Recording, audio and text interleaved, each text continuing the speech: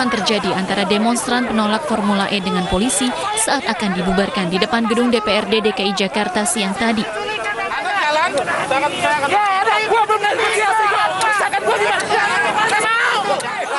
Massa yang menamakan diri Jakarta Bergerak menolak dibubarkan dan mencoba bertahan serta melawan.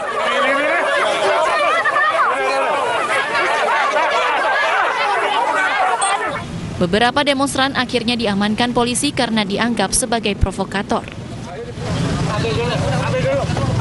Saya ditabrak dari belakang oleh mobil itu. Sama mobil Raisa? Oleh mobil Raisa. Ya. Kemudian kami jalan loh, posisinya tidak ada berhenti. Sesuai kesepakatan.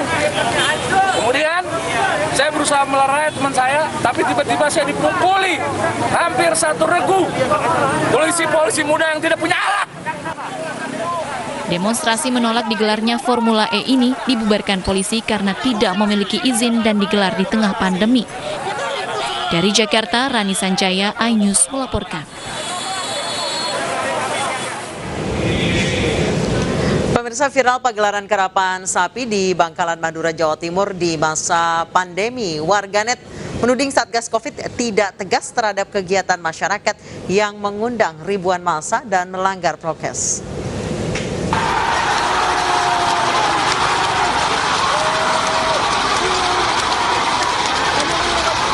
Pagelaran karapan sapi di lapangan Katol, Kabupaten Bangkalan, Jawa Timur memantik komentar warga.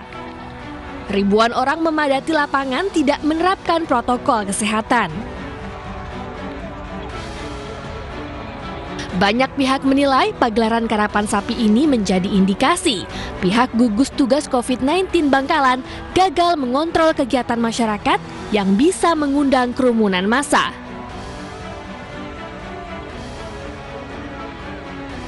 Kalau kemudian ternyata kegiatan ini tetap berlangsung, maka saya menduga ini ada proses pembiaran dan ini sangat tidak baik.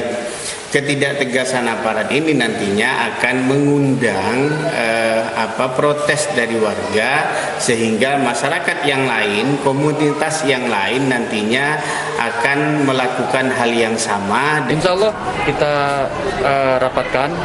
Artinya jika di rapat nanti ini ada keputusan memperbolehkan tentunya dengan protokol kesehatan. Bangkalan saat ini masih berstatus PPKM level 3, sehingga banyak yang menyayangkan kegiatan yang menimbulkan kerumunan ini berlangsung.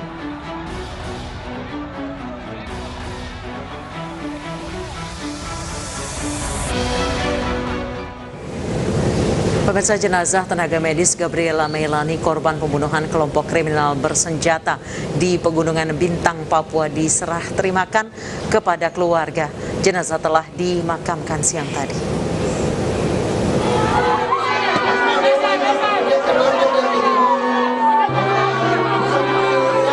Keluarga dan kerabat dari Gabriela Meilani menangis histeris saat jenazah tiba di rumah duka. Ibu korban juga tak kuasa menahan tangis saat pihak Dinas Kesehatan Kabupaten Pegunungan Bintang secara simbolik menyerahkan jenazah kepada keluarga.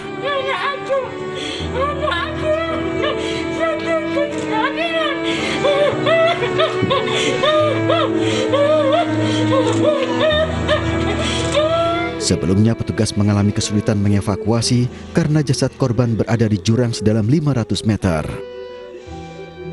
Sehingga untuk evakuasi jenazahnya masih belum bisa. Terus masyarakat bersama TNI Polri mengevakuasi, tetapi masih ada penghalang terus. Sehingga hari Jumat itu berani evakuasi dan mayatnya bisa diamankan di Koramil. Setelah disemayamkan dan didoakan di rumah duka, jenazah Rabu siang telah dimakamkan di TPU Abepura. Kapolres Metro Jakarta Pusat, Kombes Pol Hengki Haryadi memenuhi panggilan Komnas HAM. Ia dimintai keterangan mengenai perkembangan kasus pelecehan dan perundungan pegawai KPI. Usai memberi penjelasan, Hengki mengatakan pihaknya punya komitmen yang sama dengan Komnas HAM untuk membuat keterangan kasus tersebut. Dalam proses penyelidikan, pihaknya tidak hanya berdasarkan pada informasi-informasi yang berkembang. Penyelidikan menyandarkan pada fakta-fakta yang berhasil dikumpulkan selama penyelidikan berlangsung. Pihaknya akan menggelar perkara untuk mengungkap kebenaran kasus tersebut. Dari pihak Polri dan Komnas HAM ini memiliki semangat yang sama untuk membuktikan kalau memang peristiwa ini terjadi. Nah, sekarang prosesnya dari kepolisian ini masih dalam tahap penyelidikan untuk membuktikan apakah benar peristiwa itu terjadi. Artinya tentunya kita tidak bersifat deduktif. Katanya informasi tidak, kami bersifat induktif ya, dari dalam apakah saksinya ini benar ada, apakah kemudian alat bukti ada ya. Menko Maritim dan Investasi Luhut Binsar Panjaitan secara resmi melaporkan aktivis Haris Azhar dan Fathia Maulidiyanti ke polisi. Haris dan Fathia dilaporkan atas dugaan penyebar fitnah dan pencemaran nama baik.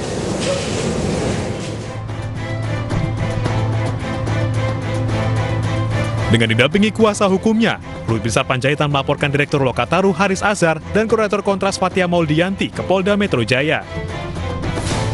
Laporan ini buntut unggahan konten yang menuding Luhut bermain dalam bisnis tambang di Papua. Saya tadi melaporkan dengan membawa sejumlah barang bukti, Luhut menyampaikan apa yang disampaikan aktivis Haris dan Fathia merupakan fitnah dan mencemarkan nama baiknya.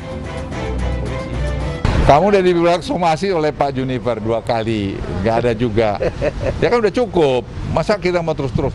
Kan semua itu tidak ada kebebasan absolut. Saya ingin ingatkan kepada publik ya, tidak ada kebebasan absolut. Semua kebebasan bertanggung jawab. Perseteruan Luhut dan Haris berawal dari video percakapan Haris Azhar dengan Fathia Maulidiyanti. Dalam percakapan di video, disebut bahwa Luhut ikut bermain dalam bisnis tambang di Intan Jaya. Atau dikatakan berafiliasi. Nah, tapi di besarnya itu ada namanya Tobakom Del Mandiri. Tobakom Del Mandiri. Dan itu merupakan anak perusahaannya Toba Sejahtera Group. Toba itu kan di Sumatera Utara. Ini nyebrang ke Papua ya? Iya. Sumatera Utara nyebrang ke Papua. Oke, nanti kita bahas. Nah, jadi si Tobakom Del Mandiri ini direkturnya adalah Purnawirawan TNI. Namanya Paulus Prananto. Kita tahu juga bahwa Toba Sejahtera Group ini juga dimiliki sahamnya oleh salah satu pejabat kita. Siapa? Namanya adalah Luhut Binsar Panjaitan. LBP, The Lord ya. Lord Luhut gitu. Jadi Luhut bisa dibilang bermain di dalam pertambangan-pertambangan yang terjadi di Papua hari ini. Selain gugatan pidana, Luhut juga mengajukan gugatan perdata sebesar 100 miliar rupiah.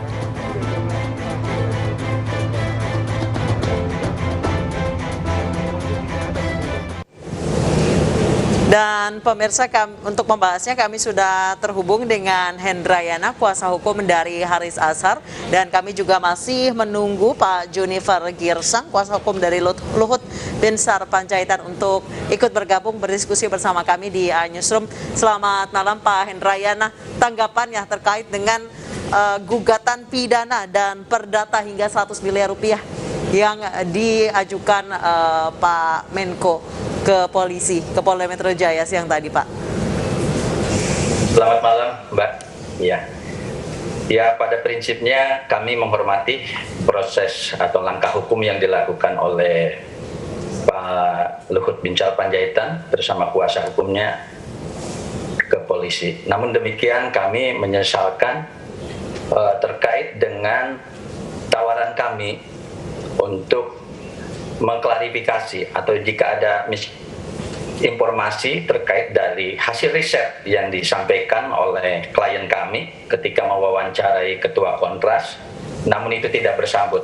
Justru yang ada adalah dengan laporan kepada kepolisian. Harusnya ini hasil riset bisa disanggah dan klien kami sudah menyediakan kanal YouTube-nya untuk memberikan ruang kepada yang bersangkutan, dalam hal ini Pak Luhut ataupun kuasa hukumnya. Surat sudah kami sampaikan kepada beliau melalui kuasa hukumnya, namun itikat kami untuk mengundang beliau tidak bersambut dengan baik ya. Baik. Justru hari ini kami mendengar laporan kepada kepolisian, begitu Mbak. Baik Pak Hendrayana, kalau dari pernyataan Luhut Binsar Panjaitan siang tadi di Polda Metro Jaya bahwa ia mengatakan telah mengirimkan somasi sebanyak 2 kali namun tidak ditanggapi. Saya rasa itu keliru ya jika tidak ditanggapi. Kami sebagai kuasa hukum sudah menyampaikan 2 kali tanggapan. Somasi yang pertama kita tanggapi, somasi kedua juga kita tanggapi, bahkan kami mengundang kepada beliau secara langsung melalui kuasa hukumnya untuk menjelaskan permasalahan ini. Jika ada miskomunikasi, jika ada interpretasi lainnya dari klien kami, yang intinya bahwa dari percakapan atau diskusi antara klien kami dengan ketua Kontras sama sekali tidak ada itikat buruk untuk mencemarkan nama baik Pak Binsar ya, Pak Luhut Binsar Panjaitan. Justru kami ingin membuka ruang dialog terkait hasil temuan riset dari beberapa teman NGO di situ, di mana channel YouTube yang dimiliki oleh klien kami ada didedikasikan untuk kepentingan publik terkait tentang masalah lingkungan hidup, terkait dengan pelanggaran hak asasi manusia yang terutama terjadi di Papua seperti itu, Mbak. Nah, seandainya jika beliau keberatan dengan hasil diskusi, kami memberikan ruang kepada beliau waktu itu. Namun sekali lagi kami menyayangkannya. Justru laporan polisi yang dilayangkan di hari ini di Polda Metro Jaya. Baik, Pak Hendrayana, disebutkan berarti belum ada komunikasi sama sekali antara Pak Haris Azhar dengan Pak Luhut Binsar Panjaitan. Secara ini kami sudah komunikasi melalui kuasa hukumnya, termasuk kami mengundang beliau. Sebelum gugatan ini dilayangkan, pernah ada komunikasi antara kedua pihak, Pak? Saya belum. Baru hari ini kami mengetahui ada laporan di Polda Metro Jaya dan ada rencana gugatan secara perdata ya kepada klien kami. Baik, tadi Anda mengatakan bahwa sebenarnya 2 somasi ini ditanggapi oleh pihak dari Haris Azhar. Apakah ada jawaban lagi dari pihak Luhut Binsar Panjaitan, Pak? Ya, dari komunikasi dari 2 somasi yang disampaikan ada jawaban beliau. Intinya beliau meminta permintaan maaf ya. Namun satu hal yang perlu kami sampaikan, sampai saat ini tidak ada sanggahan terhadap hasil riset yang didiskusikan di kanal YouTube klien kami itu, Mbak. Jadi kami mengharapkan tadinya beliau secara langsung bisa menyampaikan sanggahan atau klarifikasi di channel milik klien kami ke Bang Haris itu untuk memberikan apa yang keliru jika seandainya itu ada kekeliruan terhadap hasil riset itu. Namun sampai saat ini kami tidak mendapatkan respon itu gitu untuk membangun komunikasi yang lebih baik. Baik. Pak Hendrayana, kami juga masih terus menunggu Pak Junifer Girsang, kuasa hukum dari Luhut Binsar Panjaitan, untuk segera bergabung agar diskusi ini tidak berlangsung satu arah, jadi diskusinya 2 arah. Pak Hendrayana, selanjutnya ini ada 2 gugatan. Yang pertama adalah pidana dan gugatan perdata. Menurut Anda bagaimana? Ya, kami menghormati proses langkah hukum yang dilakukan oleh Bapak Luhut Binsar Panjaitan. Itu hak setiap warga negara ya untuk menempuh upaya hukum baik pidana maupun perdata. Namun sekali lagi kami sangat menyayangkan sebagai pejabat publik, harusnya ketika ada sebuah hasil riset yang dianggap keliru atau dianggap informasi terkait dengan data dan kevalidannya, itu harusnya diklarifikasi, disanggah dulu, tidak langsung dengan melakukan upaya hukum ya. Dalam hal ini tadi laporan secara pidana dan perdata ini kan akan menimbulkan efek ketakutan bagi warga negara ketika ada sebuah temuan, misalkan Mbak, ketika ada riset yang dilakukan oleh teman-teman justru berujung dengan kriminalisasi. Ini yang kita hindari. Sesungguhnya kami menyesalkan langkah hukum ini. Kita bisa menjalin sebuah komunikasi untuk meluruskan jika itu ada unsur kekeliruan di dalam itu. Kami sekali lagi menyampaikan bahwa di channel YouTube klien kami tidak ada niatan untuk mencemarkan nama baik seseorang ataupun apa. Tema dan mengenai narasumber kami selalu verifikasi dengan baik dan itu berbasiskan data dan hasil riset seperti itu. Baik, terima kasih Pak Hendrayana, kuasa hukum dari Haris Azhar telah bergabung bersama kami di Newsroom. Dan pemirsa, sayang sekali Bapak Junifer Girsang, kuasa hukum dari Luhut Binsar Panjaitan tidak bisa bergabung. Terima kasih Pak Hendrayana telah bergabung bersama kami. Pemirsa, seorang remaja di Jepara, Jawa Tengah tega menikam ibu kandung hingga tewas. Informasi selengkapnya akan kami hadirkan usai jeda.